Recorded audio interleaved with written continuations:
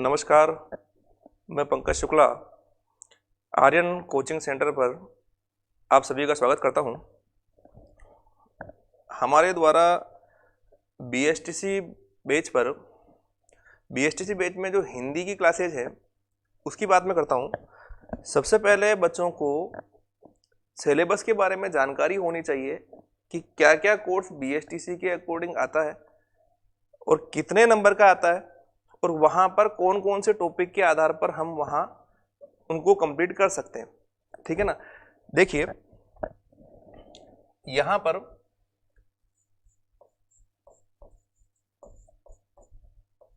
हिंदी में अगर देखा जाए तो कुछ टॉपिक ऐसे हैं जो सामान्य व्याकरण के रूप में बात करें तो वो वहाँ पर फिक्स है कि कुछ टॉपिक वही रहेंगे, लेकिन फिर भी हम लोग ये कक्षा 8, 6, 7, 8, 9, 10 सब में पढ़ते हैं, उसके बावजूद भी हम वहाँ गलतियां करते हैं।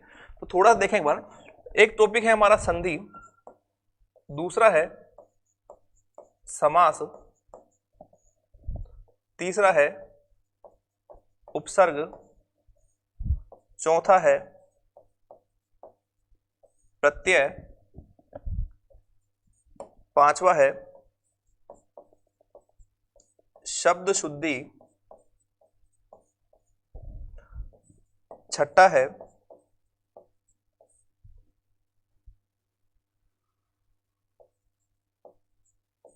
वाक्य शुद्धि, सातवां है विलोम,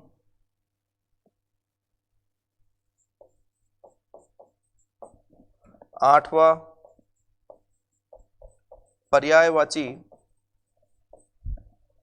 नौवां युग्म शब्द और एक लास्ट और टॉपिक है वो है 10वां मुहावरे और लोकोक्ति।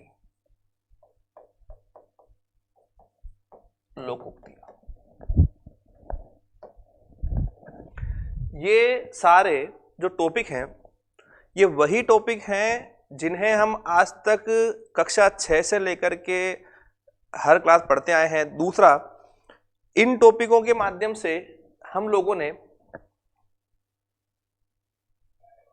वाक्य शुद्धि, इन टॉपिकों के माध्यम से जितनी भी परीक्षाएं होती है, चाहे आरएस की हो चाहे दूसरी भर्ती परीक्षा हो, सामान्य देखा जाए तो हर एक भर्ती परीक्षा में ये टॉपिक देखे जाते हैं, फिर भी हम लोग इन टॉपिक पर पूर्ण रूप में अपना ध्यान नहीं दे पाते। अब एक चीज देखिए, हमें ये पता है बीएसटीसी की बात कहूं तो वहां पर 30 प्रश्न हिंदी के आते हैं, जिसमें हर एक प्रश्न कितने नंबर का होता है? 3 नंबर का होता है। यानी कि देखा जाए तो यहां हिंदी का जो पार्ट है ये 90 नंबर का पार्ट है। कितने नंबर का? 90 नंबर का पार्ट है ये। अब यहां पर मेरे द्वारा जो यहां टॉपिक पढ़ाए जाएंगे, हम स्टार्ट पहले संधि से करेंगे, लेकिन एक चीज ध्यान रखें कि संधि स्टार्ट करने से पहले सभी विद्यार्थियों को वर्ण का सामान्य ज्ञान होना जरूरी है, क्योंकि बिना वर्ण के संधि सीखना संभव नहीं है। तो थोड़ा सा हम जो थोड़ी चर्चा करेंगे हम लोग, वो करेंगे हम लोग पहले वर्ण की, है ना। फिर बाद में हम लोग संधि स्टार्ट करेंगे, फिर समास, फिर उपसर्ग, प्रत्यय, फिर क्रम से चलेंगे हम लोग। और यहां ध्यान रखना कि मेरा पहला टारगेट ये होगा कि जितना हो सके आप लोगों को यही ऑनलाइन क्लासेज के माध्यम से ही आपको हर एक क्लास, हर एक टॉपिक याद करवा दिया जाए। आप लोग भी अपनी जो समस्याएं हैं वो बताएं ताकि हम उनमें और सुधार करें। ठीक है ना। चलिए हम नेक्स्ट पे आते हैं।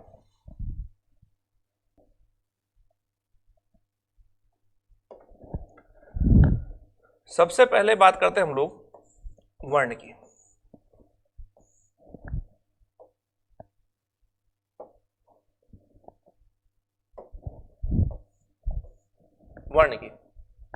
अब देखिए, सबसे पहले हर विद्यार्थी को वर्ण के बारे में सामान्य जानकारी पता होनी चाहिए कि वर्ण होता क्या है। वर्ण के बारे में एक चीज ध्यान के रखना कि ये जो है भाषा की सबसे छोटी इकाई होती है। छोटी इकाई होती है। अब यहां ये देखा जाए कि छोटी इकाई क्या होती है, तो यहां हम दो रूप में बात करते हैं। एक बात करते हैं हम लोग लिखित रूप में, और एक बात करते हैं हम लोग मौखिक रूप में। मौखिक जिसे हम लोग बोलते हैं अलिखित। कई बार परीक्षाओं में यह प्रश्न आया हुआ है कि लिखित रूप में और मौखिक रूप में या अलिखित रूप में भाषा की छोटी इकाई क्या होती है। ठीक है, तो लिखित की बात कहूं तो लिखित रूप में भाषा की अगर छोटी इकाई की बात कहूं, भाषा की छोटी इकाई जो होती है वो होती है वर्ण। क्या होती है? वर्ण। क्लियर? लिखित रूप में, अब लिखित क्या होता है? लिखना। अब मैं एक बात कहूं कि जैसे मैंने यहां पर कोई एक शब्द लिखा, मैं लिखा, तो अब मैं लिखने के लिए पहले मुझे इसके टुकड़े करता हूं, तो यहां से जैसे ही मैं के टुकड़े करता हूं तो ये मैं हलंत होगा और इसका स्वर बाहर आ जाएगा ए। क्लियर? तो अब यहां पर देखिए मैं के जैसे ही हमने टुकड़े किए तो मैं व्यंजन बाहर आ गया और स्वर के रूप में ए बाहर आ गया। तो इस कंडीशन में यहां देखा जाए तो हमने लिखने में हमारी भाषा की सबसे छोटी इकाई, देखो एक तो व्यंजन निकल गई, एक स्वर निकल गई, और इन दोनों को हम क्या बोलते हैं? वर्ण बोलते हैं। याद आएगा ना? तो लिखित रूप में भाषा की सबसे छोटी इकाई कौन सी हो गई? वर्ण। जबकि मौखिक यानी अलिखित, मौखिक रूप में अगर देखा जाए तो सबसे छोटी इकाई कौन सी होती है? तो वो होती है ध्वनि। कौन सी होती है? ध्वनि। ध्वनि मतलब आवाज। अब जैसे मैं वहां से बात कर रहा हूं तो वहां पर यह देखा गया है कि मौखिक यानी अगर मैं जैसे बोलता हूं रमेश, दिनेश, मोहन, तो यहां पर वर्ण आकृति न बनकर यहां उत्तर आएगा ध्वनि। क्लियर? अब एक चीज बात करते हैं कि हमें यहां पर वर्ण की संपूर्ण जानकारी नहीं चाहिए। पहली कंडीशन, हमें केवल संधि सीखने के लिए वर्ण चाहिए। तो सामान्य जानकारी रूप में बात कहूं कि वर्णों में अब संख्या पूछेंगे आपसे कि संख्या किस किस रूप में होती है, तो ध्यान रखना संख्या हम दो रूप में याद रखेंगे। एक याद रखेंगे हम लोग देवनागरी रूप में,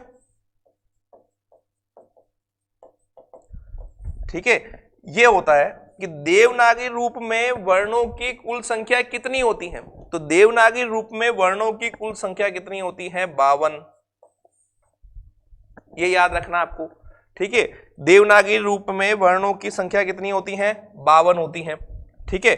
चलिए अब यहां पूछ लेंगे आपसे कि 52 कौन कौन सी होती है भाई, तो यहां याद रखना कि देवनागरी में 52 कौन कौन सी होती हैं। तो यहां पर सबसे पहले हम याद रखेंगे स्वर को। स्वर कितने होते हैं? 11, ठीक है। फिर इसके बाद हम चलते हैं आगे, व्यंजन। व्यंजन कितने होते हैं? व्यंजन होते हैं भैया 33, ठीक है। इसके बाद में हम आगे आते हैं, इसके बाद आते हैं हम अयोगवा पर। अब कईयों के दिमाग में आएगा अयोगवा क्या होते हैं, इसकी चर्चा में आगे बात करूंगा मैं। अयोगवा कितने होते हैं भाई? अयोगवा होते हैं 2, ठीक है। इसके बाद में यहां पर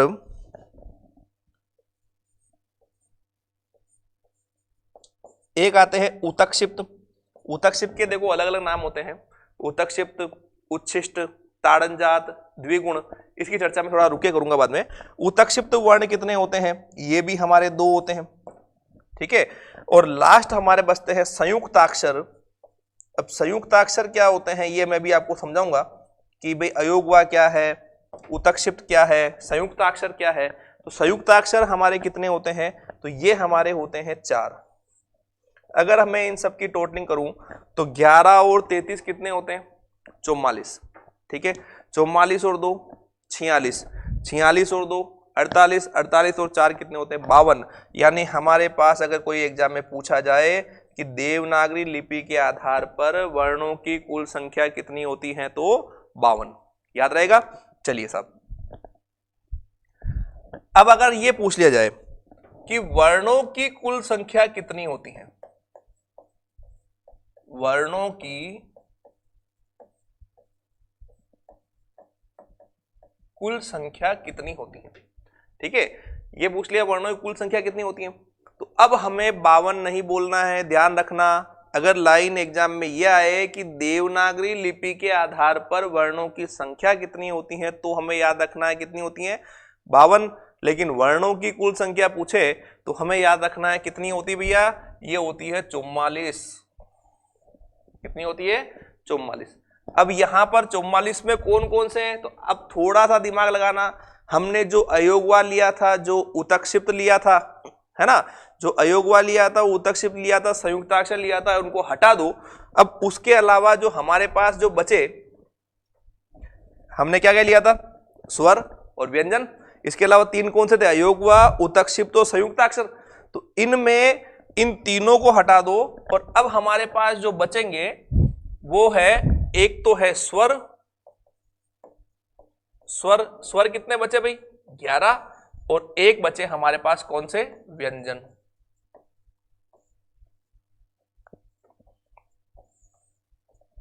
व्यंजन कितने? 33। दोनों को टोटलिंग करेंगे कितने हो जाएंगे? 44। ठीक है, तो यहां ये ध्यान रखना कि हमारे पास स्वर और व्यंजन अगर काउंट में आते हैं तो ये वर्णों की कुल संख्या में बैठ जाएंगे, जबकि अगर हमारे पास अयोगवा, उतक्षिप्त, संयुक्ताक्षर सब बैठते हैं तो किसमें आ जाएंगे? ये देवनागरी लिपि के आधार पर वर्णों की कुल संख्या में स्थान प्राप्त कर लेंगे। चलिए साहब, अब हम बात करते हैं कि हमने जो देवनागरी लिपि में 3 शब्द लिखे थे, आप सबको याद होंगे। एक था अयोगवा, एक था हमारा उतक्षिप्त और एक था हमारा संयुक्ताक्षर। देखिए मैं वापस समझा रहा हूं, बीएसटीसी वालों को वर्णों पर केवल ध्यान देना है संधि सीखने के लिए।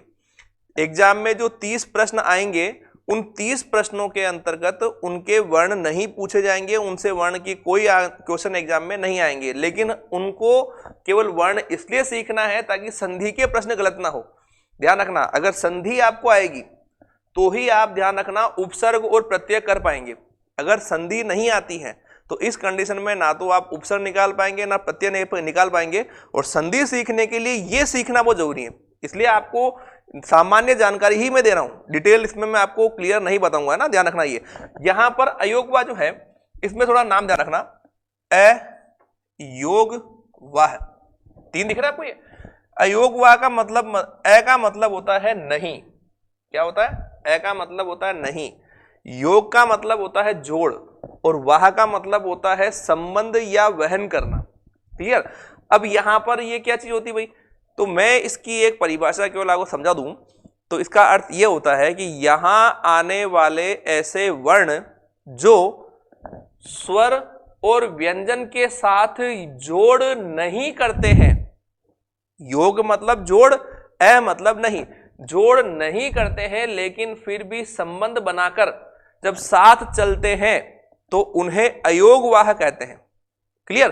अब इसमें पूछे भी कौन कौन से वर्ण आते हैं, भी कितने आते हैं? मैंने कितने आते हैं वो तो पहले बता दिए थे मैंने, कि इसमें हमारे पास वर्ण कितने आते हैं, तो इसमें हमारे पास आते हैं 2 वर्ण। कितने आते हैं? 2 वर्ण। अब 2 वर्ण कौन कौन से हैं? तो एक तो है अम और एक है अह। अम अह, ये अयोगवाह के अंतर्गत स्थान प्राप्त करते हैं। अब ध्यान से सुनना ये कि अयोगवाह में इनको क्यों बिठाया गया। हमने क्या कहा कि ये स्वर और व्यंजन के साथ जोड़ नहीं करते हैं। क्यों नहीं करते हैं? क्योंकि देखो ये यहां पर जो ए और ए लिख रहा है, ए किस में आता है? स्वर में आता है। जबकि ये ऊपर जो ये चिन्ह लगे हुए हैं, ये चिन्ह यहां अनुस्वार का लगा हुआ है और ये विसर्ग के लगे हुए हैं। तो ये चिन्ह जो है ये उच्चारण किसका करते हैं? व्यंजन का। यानी हर एक में यहां पर 2-2 रूप दिख रहे हैं, स्वर भी दिख रहा है, व्यंजन भी दिख रहा है, स्वर भी दिख रहा है, व्यंजन दिख रहा है। इसलिए इनको अयोगवाह में बिठाया गया, ना कि स्वर व्यंजन में बिठाया गया। क्लियर? अब बात करते हैं हम उतक्षिप्त की। उतक्षिप्त का जो अर्थ कभी पूछ लिया जाए तो ध्यान रखना कि उतक्षिप्त का अर्थ क्या होता है। तो उतक्षिप्त का अर्थ होता है फेंका हुआ। क्या होता है? फेंका हुआ।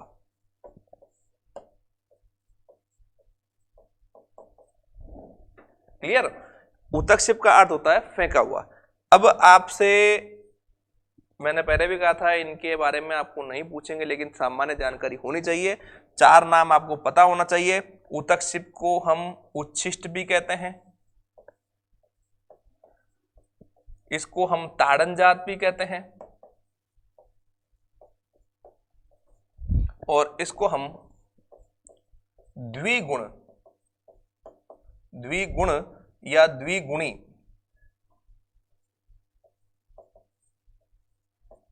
द्विगुण या द्विगुणी व्यंजन भी कहते हैं। याद रहेगा, चार नाम बताए मैंने, उत्क्षिप्त, उच्छिष्ट, ताड़नजात और द्विगुण। ठीक है, उत्क्षिप्त का अर्थ क्या होता है? फेंका हुआ। उच्छिष्ट का अर्थ पूछ ले तो ध्यान रखना, उच्छिष्ट का अर्थ होता है जूठन। ठीक है, ताड़नजात का मतलब होता है जाति या वर्ग से बाहर निकालना, और द्विगुण का मतलब होता है दो गुण। क्लियर? ये चार इनके नाम होते हैं। एग्जाम में जरूरी नहीं कि वो ये शब्द दे, वो इनमें से कोई भी शब्द दे सकता है। अधिकांश एग्जाम के अंदर द्विगुण या उच्छिष्ट शब्द आया हुआ है। अब इनमें कौन कौन से आते हैं भैया? तो इनके अंदर हमारे सामने यहां पर दो कौन कौन से व्यंजन है? तो इसमें एक तो आता है अड़ और एक आता है अड़। ठीक है, अब इसमें आपके दिमाग में प्रश्न आएगा, सर टैट है, डैड है, न डैड है तो वहां भी तो आते हैं व्यंजन में, तो हम इनको यहां क्यों बिठावे? तो ध्यान से सुनना, इनके नीचे जो ये चिन्ह लगा हुआ ना, ये चिन्ह, इस चिन्ह के कारण से ये इस जगह बैठेंगे, पहली कंडीशन। दूसरी बात ये कि इस चिन्ह को बोलते क्या है? तो इस चिन्ह को बोलते हैं भैया नुक्ता चिन्ह। क्या बोलते हैं? नुक्ता चिन्ह। क्लियर? दूसरी बात, यहां पर जब हम इनका उच्चारण करेंगे तो इनका उच्चारण डै ढै नहीं होगा। ध्यान रखना, इनका उच्चारण डै ढै नहीं होगा। इनको बोलने के लिए आपको पहले ए का उच्चारण करना पड़ेगा, और ए अड़े अड़े अड़े अड़े अड़े अड़े ये उच्चारण करना पड़ेगा। जब ये उच्चारण होता है, क्यों होता है भैया? क्योंकि इनके नीचे नुक्ता लगा हुआ है। ध्यान रखना, नुक्ता लगते ही किसी भी जो वर्ण होगा उसका उच्चारण भिन्न होगा, उसका उच्चारण बदलना होगा। मैं एक चीज कहूं, एक प्रतियोगी परीक्षा में एक प्रश्न आया था कि हिंदी में आगत ध्वनियां कितनी होती हैं, है ना? हिंदी में आगत ध्वनियां कितनी होती है, ये पूछा गया था, आगत ध्वनियां। और वहां पर जब प्रश्न पूछा तो वहां विकल्प में ऑप्शन आए थे 4, 5, 6, 7। तो आगत ध्वनियां पूछी गई थी। तो हिंदी में ध्यान रखना कि आगत ध्वनियां हमारे कितनी होती हैं? तो 6 होती है। कितनी होती भाई? 6 होती हैं। अब यहां पर आगत ध्वनियां कहां से आती है, कौन सी होती हैं? तो मैं आपको केवल समझा दूं, बता दूं, बाकी आपके ये केवल समझने मात्र में है। ये है एक तो हमारे अरबी फारसी की, है ना?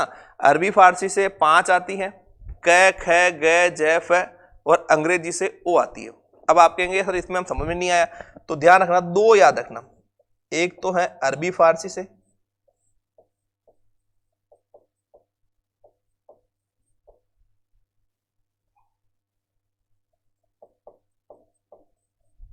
अरबी फारसी से, अरबी फारसी से कितने हैं भैया? 5 है। 5 कौन कौन सी हैं? क, ख,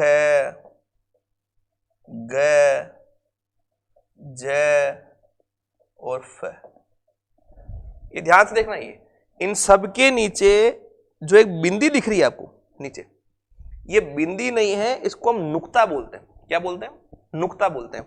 तो नुक्ता चिन्ह जहां भी लगा होता है वो कहां से आया? पहली कंडीशन तो अरबी फारसी से आया।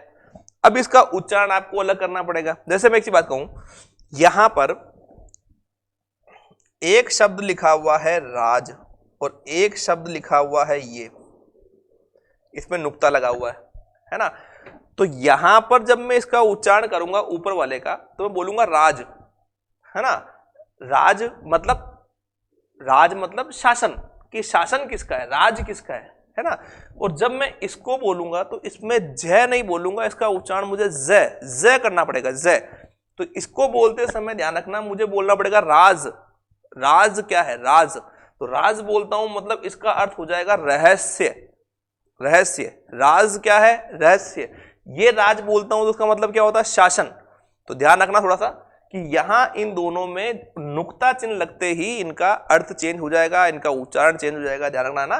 तो हमारे पास अरबी फारसी से कितनी ध्वनियां हो गई भैया? तो अरबी फारसी से अरबी फारसी से कितनी हो गई 5, और अंग्रेजी ध्यान रखना एक लास्ट है अंग्रेजी, अंग्रेजी से हमारे जो ध्वनि होती है वो एक है और वो है ऊ। ठीक है, तो हमारे पास ध्यान रखना 5 कौन सी हो गई अरबी फारसी से, एक कहां से हो गई अंग्रेजी से, तो इन सबको मिलाकर कितनी ध्वनियां हो गई 6। तो ध्यान रखना कि 6 ध्वनियां क्या है आगत ध्वनि में आती है। तो कभी पूछ ले तो याद रखना कि हिंदी में आगत ध्वनियां कितनी होती हैं, तो 6 होती हैं। क्लियर, चलिए साहब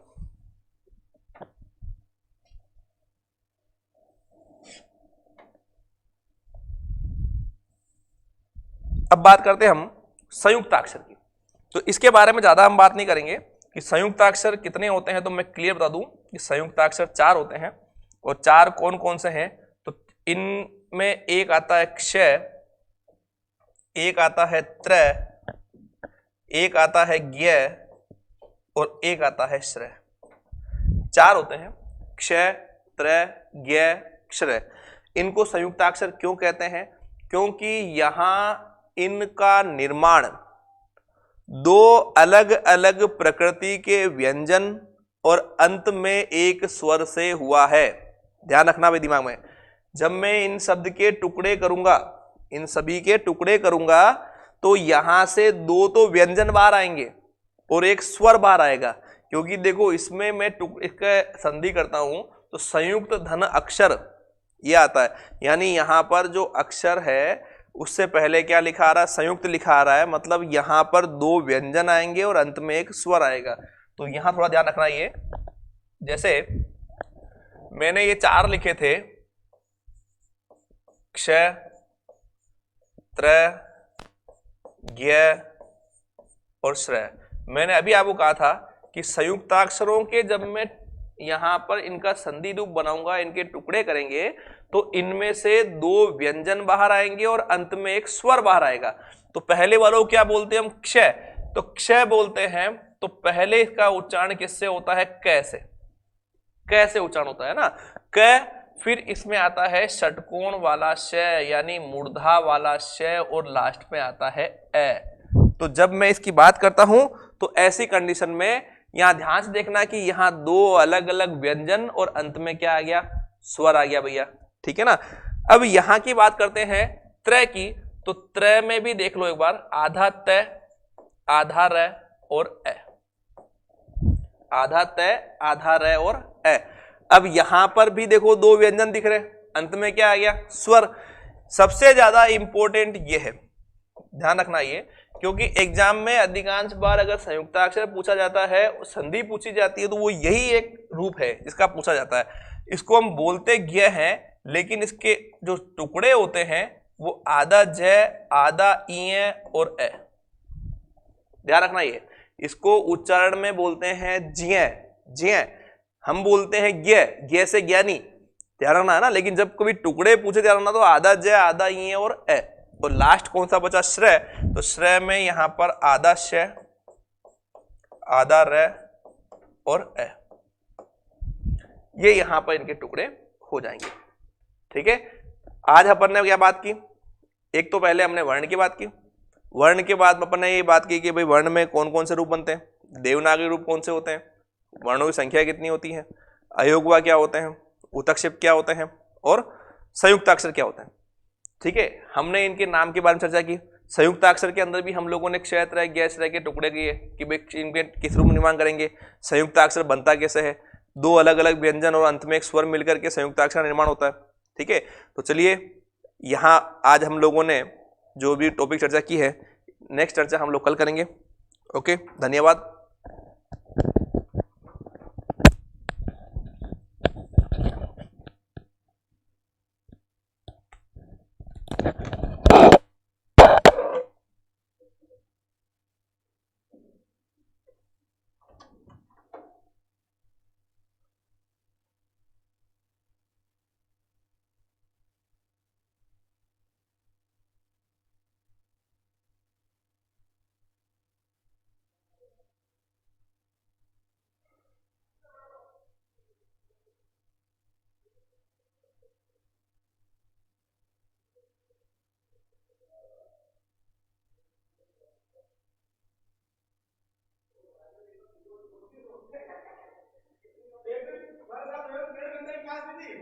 बाद में सेल ही खत्म हो गया होगा, मैं ध्यान ही बने। हाँ, तो इसलिए मैं जीवन सेव नहीं करना।